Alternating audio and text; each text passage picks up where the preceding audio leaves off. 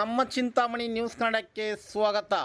ಚಿಕ್ಕಬಳ್ಳಾಪುರ ಸಂಸದ doctor K Sudhakar ಮತ್ತು ಮಾಜಿ ಶಾಸಕ ಜೆ.ಕೆ. ಕೃಷ್ಣಾರೆಡ್ಡಿರವರ ಸ್ನೇಹ ಸಂಬಂಧ ಬಗ್ಗೆ ತಿಳಿಸಿದ ಚಿಕ್ಕಬಳ್ಳಾಪುರ ಸಂಸದ ಡಾಕ್ಟರ್ ಕೆ ಸುಧಾಕರ್, ಚಿಕ್ಕಬಳ್ಳಾಪುರಕ್ಕೆ ಬರ್ತೀರಿ, ನಾವೇನು ಬೇರೆ ಅಲ್ಲ.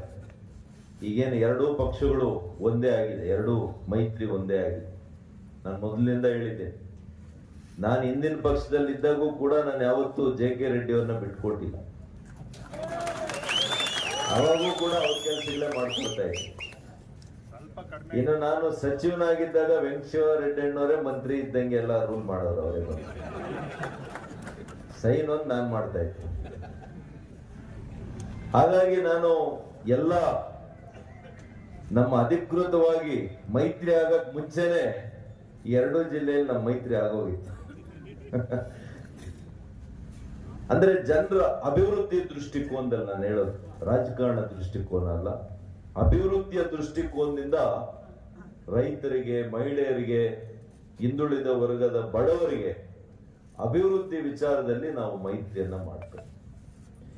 ಹಾಗಾಗಿ ಇವತ್ತು ಚಿಂತಾಮಣಿ ಮತ್ತಷ್ಟು ಅಭಿವೃದ್ಧಿ ಆಗಬೇಕು ಅಂತಂದ್ರೆ ಒಳ್ಳೆಯ ಪ್ರತಿನಿಧಿಗಳು ಮತ್ತೆ ಆರಿಸಿ ಬರ್ಬೇಕಾ ಬೇಡವಾ?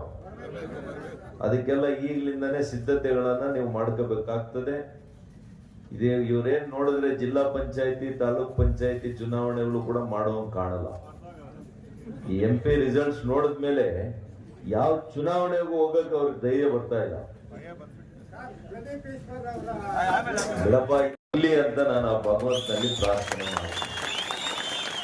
ಆ ಕೈವಾರ ತಾತಯ್ಯನಲ್ಲಿ ಕೂಡ ನಾನು ಬೇಡಿಕೆ ಇಡ್ತೇನೆ, ಮತ್ತೆ ಇಲ್ಲಿ ಒಳ್ಳೆಯ ಶುಕ್ರ ಕಾಲ ಬರಲಿ, ಒಳ್ಳೆಯ ಗಳಿಗೆ ಬರಲಿ, ಮತ್ತೆ ನಿಮ್ಮಲ್ಲಿ ಜನಸಾಮಾನ್ಯನ ರೀತಿಯಲ್ಲಿ ಕೆಲಸ ಮಾಡುವಂತ ಪ್ರತಿನಿಧಿ ಮತ್ತೆ ಆಯ್ಕೆ ಆಗಲಿ ಅಂತೇಳಿ ನಾನು ಆ ಆಶೆಯನ್ನ ವ್ಯಕ್ತಪಡಿಸಿ, ಮತ್ತೊಮ್ಮೆ ಇಷ್ಟೊಂದು ಪ್ರೀತಿಯಿಂದ ನನ್ನನ್ನ ನೀವೆಲ್ಲ ಕೂಡ ಕರೆಸಿ ಇಲ್ಲಿ ನೀವು ಸನ್ಮಾನ ಮಾಡಿದಿರಿ.